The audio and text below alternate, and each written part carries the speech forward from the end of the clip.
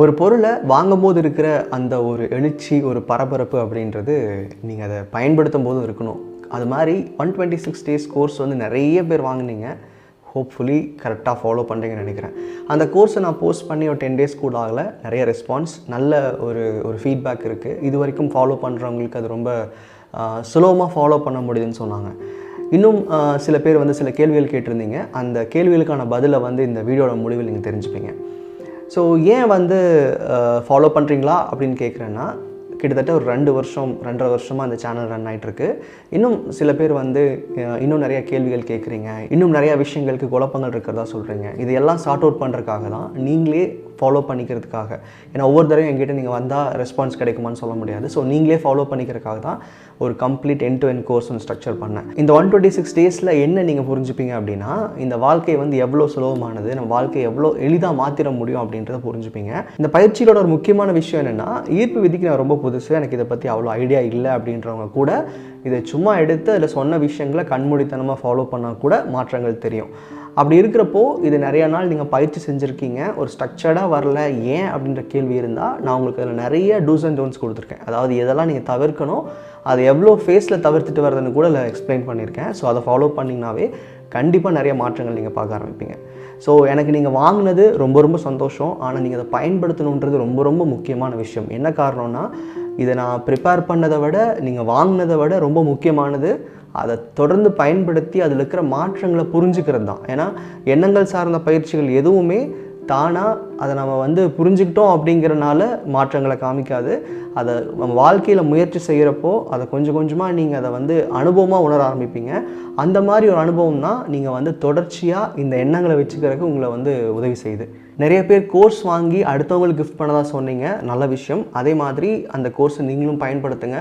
முக்கியமாக வந்து ஒரு பயிற்சின்றது இன்றைக்கி ஆரம்பித்தா மட்டும்தான் அது வந்து தெளிவாக இருக்கும். அதனால் நீங்கள் வாங்கி வச்சுட்டு நான் February 1 ஸ்டார்ட் பண்ணுறேன், இல்லை பொங்கல் முடிஞ்சு ஸ்டார்ட் பண்ணுறேன்னு நினைக்கிறவங்க எல்லாருமே தயவு செஞ்சு அதை ஆரம்பிச்சிருங்க.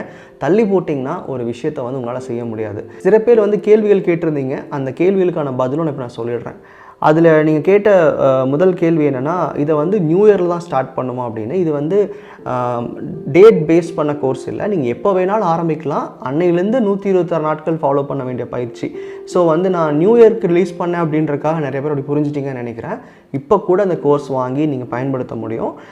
இந்த மாதிரி கோர்ஸ் எல்லாம் வந்து எவ்வளோ வருடங்கள் நீங்கள் தாண்டி பண்ணாலும் பலன் அதே தான் இருக்க போகுது. அதனால் டேட் பேஸ் பண்ணியில் எந்த கோர்ஸும் கிடையாது. நீங்கள் என்றைக்கு ஆரம்பிக்கிறீங்களோ அன்றைக்கி அந்த செக்லிஸ்ட் கொடுத்துருப்பேன் உங்களுக்கு, இல்லை நோட்ஸ்லாம் ஷேர் பண்ணியிருப்பேன். அதில் வந்து டேட் போட்டு நீங்கள் ஸ்டார்ட் பண்ணிக்கோங்க. அடுத்த கேள்வி பார்த்தீங்கன்னா, ஒரு நாள் மிஸ் பண்ணிட்டா என்ன ஆகும், தப்பு இல்லையா அப்படின்னு கேட்டிருந்தாங்க. மிஸ் பண்ணலாம்.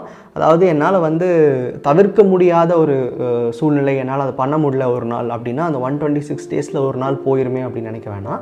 மேபி அந்த ஒரு நாளை ஸ்கிப் பண்ணிட்டு அடுத்த நாள்லேருந்து கணக்கு வச்சுக்கோங்க. நடுவில் 1-2 ப்ராசஸ் எங்கேயாவது மிஸ் ஆகிறது தப்பு கிடையாது. அதாவது நம்ம அதை ரொம்ப ஸ்ட்ரெஸ் ஆக்கி மிஸ் பண்ணிட்டோமே நினைக்கும் போது தான் அது இன்னும் நமக்கு வந்து உறுத்தலாக இருக்குமே தவிர, ஒரு நாள் தானே மிஸ் பண்ணிட்டீங்க, அந்த ஒரு நாள் செய்ய வேண்டிய ப்ராக்டிசஸை அடுத்த நாள்லேருந்து ஆரம்பிச்சுக்கோங்க. பட் தொடர்ந்து ரொம்ப பிரேக் எடுத்தீங்க அப்படின்னா உங்களுக்கு அந்த கன்சிஸ்டன்சி வராது.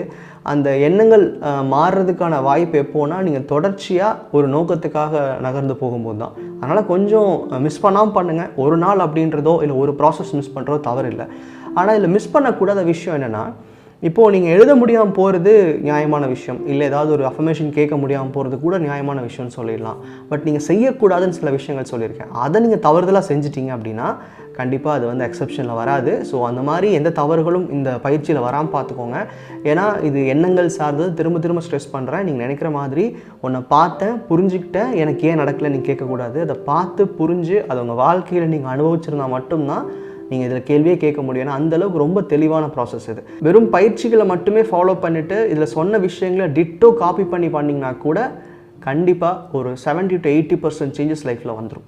அடுத்ததாக எல்லாரும் கேட்ட இன்னொரு கேள்வி என்னென்னா, இந்த அசஸ்மெண்ட் ஷீட்டை வந்து எப்படி பயன்படுத்துறது. ஏன்னா வந்து நான் சொன்னது பார்த்திங்கன்னா, ஒவ்வொரு பயிற்சிகள் ஆரம்பிக்கிறதுக்கு முன்னாடியும், அதாவது ஒவ்வொரு 21 நாள் பயிற்சி ஆரம்பிக்கிறதுக்கு முன்னாடியுமே இந்த அசஸ்மெண்ட் ஷீட் எடுத்துக்க சொல்லியிருந்தேன். சில பேர் கேட்டாங்க அடிக்கடி அசஸ் பண்ணிக்கலாமா அப்படின்னு.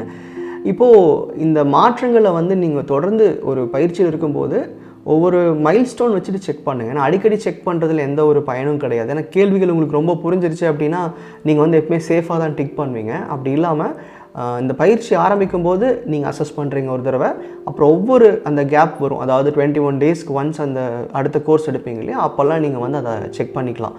அசஸ்மெண்ட்டில் வர விஷயங்களை வந்து நீங்கள் கண்மூடித்தனமாக ஃபீல் பண்ணுங்கள். ரொம்ப யோசித்து நம்ம அது வந்து சரியாக இருக்குமா இல்லையா, அதை வந்து பெனிஃபிட் ஆஃப் டவுட்டுன்ற மாதிரி எல்லாத்துக்கும் எஸ் போட்டு வராதிங்க.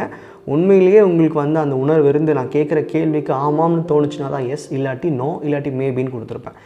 உண்மை சொல்லணுன்னா அந்த நோ அண்ட் மேபி ஒரே மீனிங் தான் வரும். அதாவது ஆம்ன்றது ஒரு சைடில் வச்சுக்கலாம், இல்லை இருந்தாலும் இருக்கலாம் அப்படின்றது எல்லாமே ஒரு சைடில் வச்சுக்கலாம். அப்போது உங்களுக்கு அந்த ஆன்சர் வந்து பாசிட்டிவாக வரணுங்கிறதுக்கு வேண்டி நிறையா டிக் பண்ணாதீங்க. உங்களுக்கு என்ன தோணுதோ அதை டிக் பண்ணுங்கள். அப்போ தான் வந்து இந்த பயிற்சியில் உங்களுக்கு உண்மையிலே மாற்றம் தெரியுதான்றதை நீங்கள் உணர முடியும். இந்த கோர்ஸ் கொடுத்து கிட்டத்தட்ட 10 நாள் ஆக போகுது.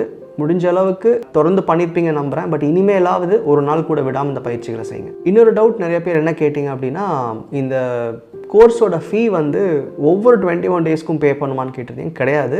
இந்த ஹோல் 126 டேஸ்க்குமே அந்த கோர்சஸ் வந்து கம்ப்ளீட்டாக உள்ளே கொடுத்துட்டேன். ஒன்ஸ் பே பண்ணிங்கன்னா ஹோல் கோர்ஸை வந்து நீங்கள் யூஸ் பண்ணிக்க முடியும். இன்னொரு கேள்வி என்னென்னா, இது எவ்வளோ நாளைக்கு ஆன்லைனில் இருக்குன்னு கேட்டிருந்தீங்க. ஆஸ் லாங் ஆஸ் யூடியூப் இருக்கிற வரைக்கும் இது ஆன்லைனில் தான் இருக்கும். உங்களுக்கு அந்த யூசர் நேமும் பாஸ்வேர்டும் கொடுத்துருப்பேன். அது நீங்கள் எப்போ வேணாலும் யூஸ் பண்ணி லாகின் பண்ணிக்கலாம். இது வரைக்கும் இந்த கோர்ஸ் எப்படி போயிட்டு இருக்குன்னு கீழே கமெண்ட் பண்ணுங்கள். உங்களுக்கு ரொம்ப பிடிச்சவங்களுக்கு இந்த கோர்ஸை நீங்கள் கிஃப்ட் பண்ணுங்கள்.